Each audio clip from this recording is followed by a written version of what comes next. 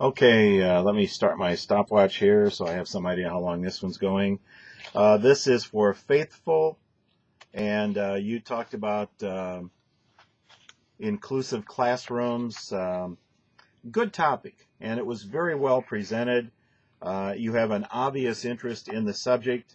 Uh, I would caution you never start a speech with the word okay. Okay, today we're going to talk about, no, just get into your speech. You swallowed the first time you used the term inclusive. So for those that aren't quite sure what it is you're talking about, you want to make sure that keywords are very clear right off the top. In fact, you might say, today I want to talk to you about inclusive education. The word inclusive is the key to what we're going to be talking about today, and kind of repeat it in there. You use your chart, but it's in color. You might reference the colors. So you say seen here in yellow or seen here in blue so that people have an idea. Overall, a good job, but watch the ahs. Ahs and ums, and then we're going to, and then we will. Okay.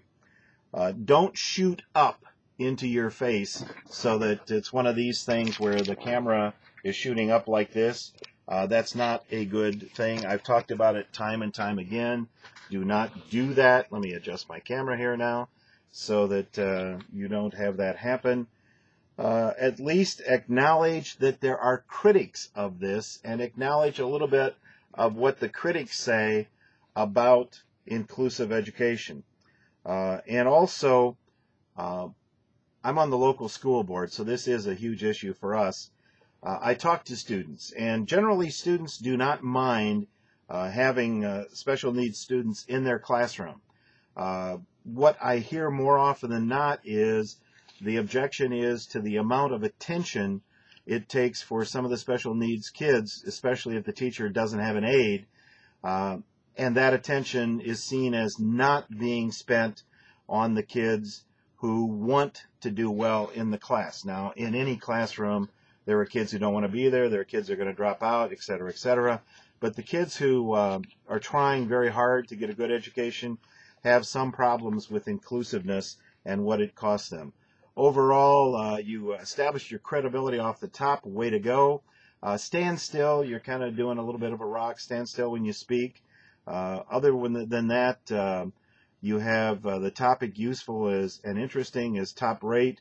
You met the audience requirement. You did everything on time. Your outlines were great. And so just overall, nice job. All right, let's go to Swedgen. And you talked about Alzheimer's. And you had a decent opening. Nice job. Get my attention. Start off good. You pronounced Alzheimer's differently almost every time you used it. You have dark video, so it's hard to see your face. Get some light coming at you. I need to see your face for eye contact. Stand still. You had too much body movement. Learn to stand still. Don't scratch yourself while you're talking. Also, watch your vocalized pauses. Work on your flow. You have things like showing and timing for timing and showing. You did not have enough sources that I could find. You have a very nice communication style. There was a lot of paper rattling noise. Get your papers organized so you don't make that noise going back and forth. And have a great day is not an appropriate ending for a speech. You want to make your point and stop. Also, you have a very nice conversational style. I value that in this class, so that's good. But I still perceive that you need to be a little more precise in what you do. Work on flow and master all of the words that you use and go from there. I did not detect any visual aid in this speech. And at one time you referred to your speech in what sounded like Alzheimer's instead of what the standard pronunciations are. So Overall, you're making progress in this class. Keep up the good work. Titleist, you spoke about exercise, good opening, good labeling of parts of the speech, good job on how exercise can improve mood. This was a very good speech, and I encourage you to improve upon this as you go on in this class on your last two speeches. Don't do in the first sentence. And also, don't be too bound to your outline. It's affecting your eye contact when you're always down here and you're not looking at me. Practice your open and close so that those two parts of your speech are two of the very best things that you do. People will give you a little latitude if you start to look down a little bit after you go, but boy, you ought to be solid and strong on your opening and your closing of your speech. Watch the ahs and the ums. Don't run away after the last word. This was a good topic. It was very well handled. Don't use your sources in one clump. That means that sprinkle them throughout your speech. Don't just say, and I want to talk about the sources for my speech. They were A, B, C, D, and E. Well, I'm sorry, that's just too much at one time. Establish your credibility. Why are you talking about this? I didn't see a visual. Don't stress articles. You say, I'm going to something, not a something. I'm going to go to a party. I'm not going to go to a party unless it is a specific party.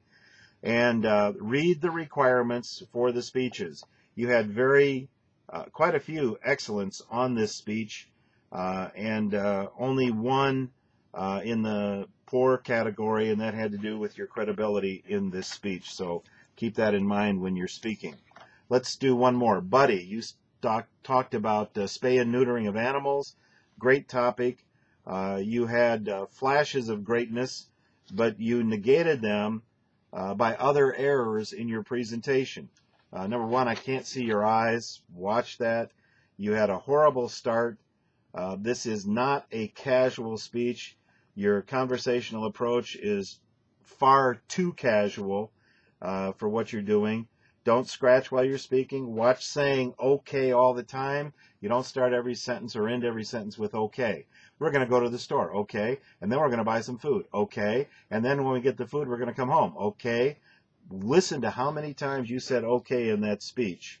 How many times do I have to repeat the requirement for the camera shot and composition about not shooting into a window?